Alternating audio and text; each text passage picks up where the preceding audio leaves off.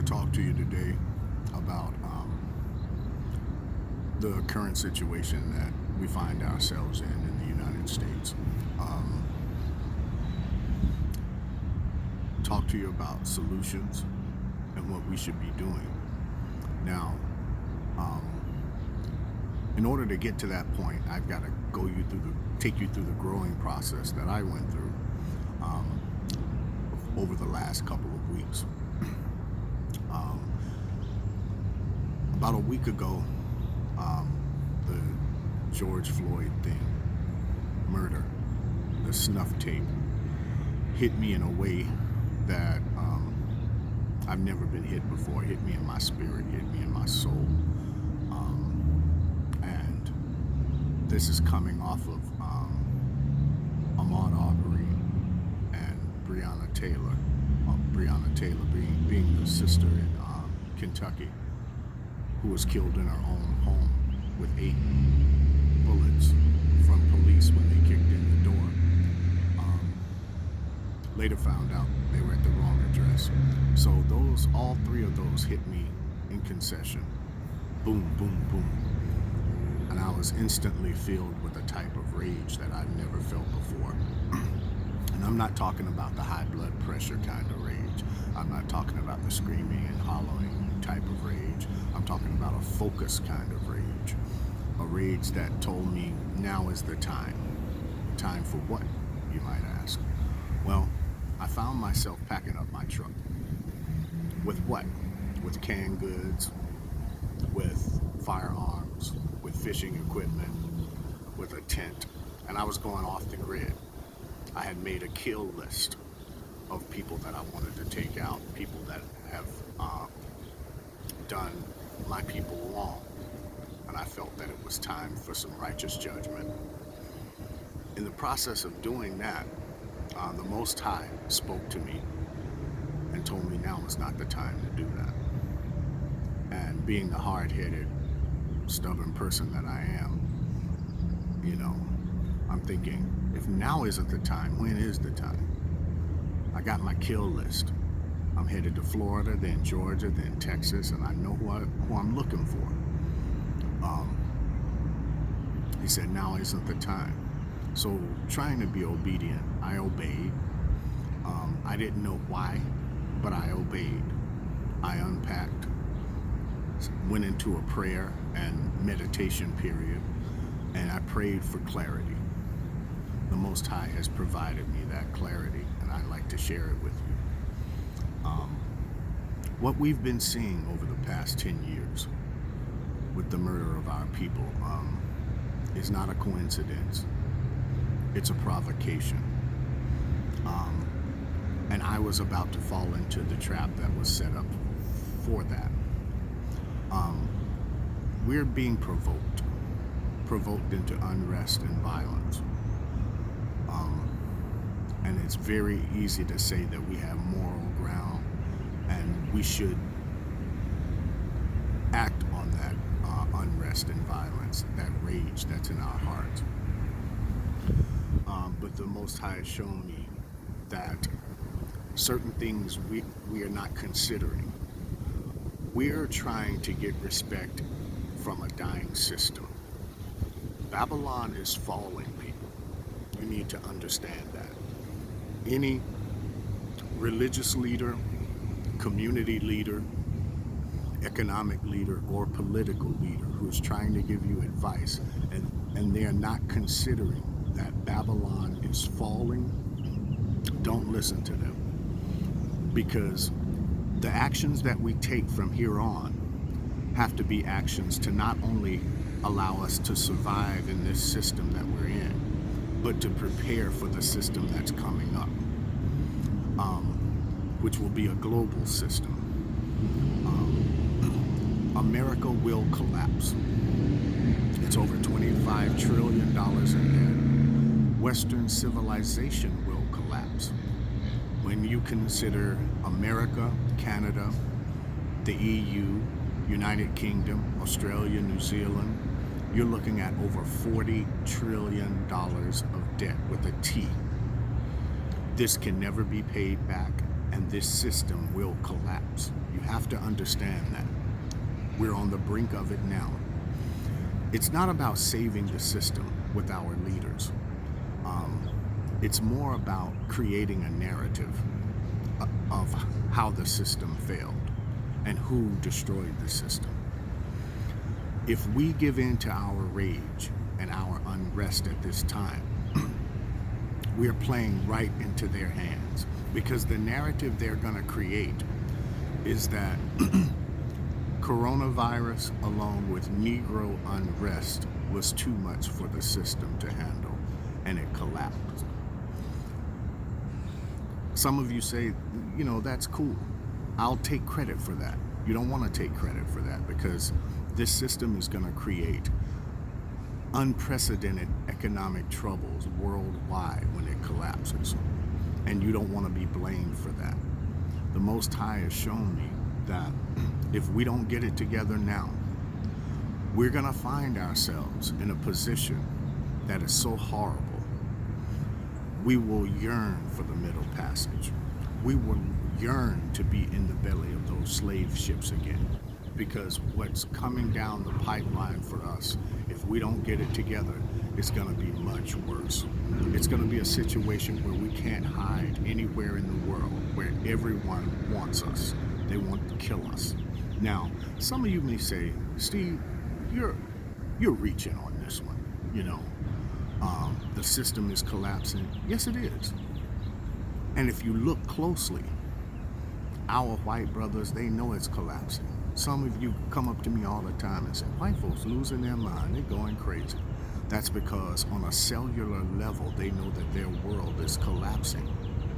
That's why you have 45 in the White House now. That's why you have people still justifying the actions of some of these demonic police officers who do those things to us. There are people that are making humorous, supposedly, memes about the George Floyd murder, that snuff film that we all witnessed. But we have to understand, it's a provocation. There's a reason you watch the Ahmaud Arbery lynch video 57 times in a week.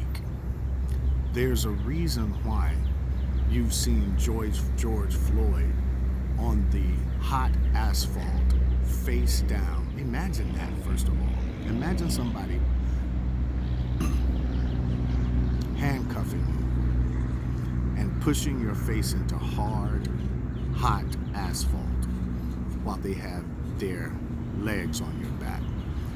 You look at that officer, that demonic bastard, sitting there with his hands in his pockets, knowing he's being recorded, knowing there are witnesses, and he didn't give a damn. All of that is a provocation to provoke 400 years of pent-up rage. We will release our rage when the Most High tells us to release our rage. Until then, we have to be wise. Wise in what way? First, we have to survive the remaining time in this system. And that means spending our money within our communities, okay, maximizing our dollars. It also means we have to use what little dollars we have left, because, there are 42 million Americans unemployed right now. And when the smoke clears, a majority of those people will be us. That won't get our jobs back. We have to accept that. That's the reality of the new situation that we're in. COVID-19 isn't going anywhere anytime soon, and it's disproportionately affecting us. That's the reality that we're living in. But it will get worse if we are not wise and we don't prepare. We need to start, building organizations with our interest in hand, economic organizations. We are all over the world. Africans in the continent, Africans in the diaspora. We're all over the world. This gives us the opportunity to build a worldwide network of businesses and political activists. We have to take the money that we have now, the dollars, while they're still worth something, and purchase assets. We need to purchase land on the subcontinent. Why in Africa, Stephen? A, it's run by people that look like us. B, it's rich in precious minerals, precious stones, and that is true wealth. These Western countries don't have any real wealth. They have paper money that only has power because we are buying into the system that they created. Once we stop buying into that system, it will collapse. It's already on its last leg. And the thing that's going to drive it under is when the petrodollar collapses, which is right around the corner. Now, a lot of you may not know what the petrodollar is.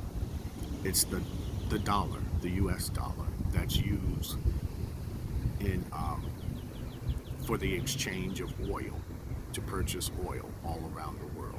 Did you know that the US dollar is the only currency that you can buy oil in? And therefore, every country has been storing dollars to purchase oil to keep their economies going. Once it's no longer needed to purchase oil in US dollars, once they can purchase oil in their own country's currency, you will have an abundance of US dollars all over the world that are no longer needed. And basic economics tells us that when you have an abundance of something that's no longer needed, the value plummets, okay? And that will cause an amazing amount of economic turmoil here in America. But it will get worse. But that's where we're headed right now. We cannot allow them to set the narrative. We have to be wiser, all right? We have to be wise to the wickedness of this world. Our lack of wisdom is why we're in the condition that we're in now. We need to think of ourselves as a people. Whether you were born in America, you are an African. If you were born in Canada, you are an African. If you were born in Europe, you are an African. If you take a pregnant cat and that pregnant cat crawls into an oven to deliver its babies, are those babies now biscuits because they were born in an oven? No, they're still kittens. Same thing with us. Geography has nothing to do with it. You are not an American. I repeat, you are not an American. If you were an American, you wouldn't have to demonstrate, cry and scream to have your rights protected. Your rights would be protected by the Constitution. We've been demonstrating, protesting, and trying to get the rights that the Constitution says that we have from birth for the past 60 years. Go back, look at all those demonstrations. They were demonstrating to end police brutality, for good jobs in the 1950s, in the 1960s, in the 1990s. Why do you think the Black Panther Party existed in the first place? To police the police. None of the things, the ballot has not changed anything. Voting and operating within this system has not changed anything. And we need to know that as soon as we understand how to operate in this system will collapse and be replaced by a new system that we'll have to learn to navigate all over again. So it's wise for us to yes, survive within this system for the time being, but we need to prepare for the upcoming system that's coming along. Do not allow them to blame the economic hardship that's coming on the world on us. Like I said, a lot of you think I'm reaching. Think back to the 2008 financial crisis. Everyone knows that it was caused by Wall Street greed, right? You can find a video of Michael Bloomberg, one of the richest men in the world, blaming black people for that crisis, where he says getting rid of redlining, I'll give you some time to Google redlining, is what caused the financial crisis. Well, that might make sense, but redlining was made illegal in 1968. And you're talking about that's the reason for a financial collapse 40 years later. People on the right wing bought that idea. It doesn't have to make sense. All you have to do is say it over and over and over again, and people will believe it. Right now, check it out, Google it. People in China are blaming black people for the coronavirus. They're blaming the African students and the African business people who live in China for spreading the coronavirus.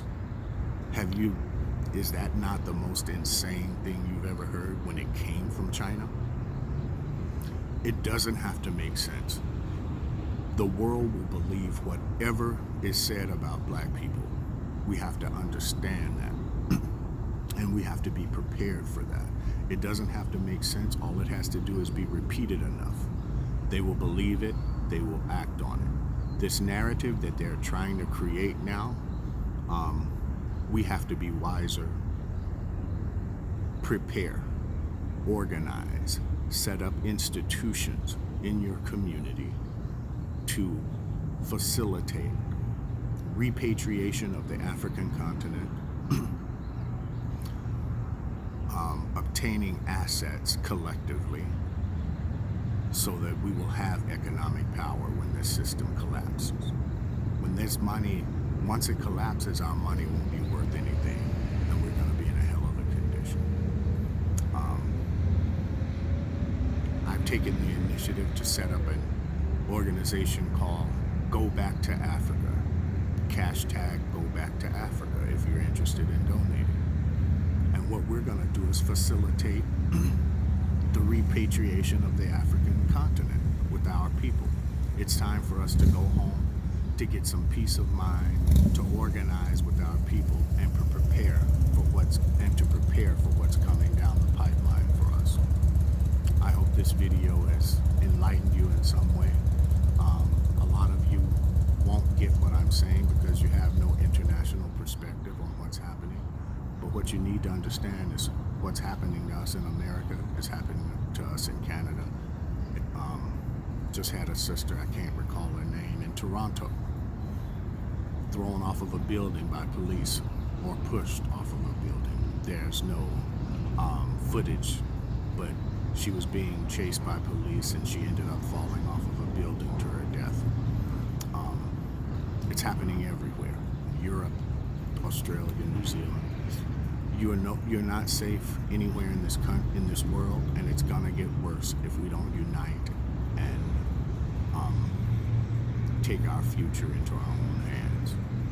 The time will come that we will have to pick up weaponry to defend ourselves, but it's not that time now, and it's not the time to riot. It's the time for cooler, wiser minds to prevail. Bless you. Have a good day.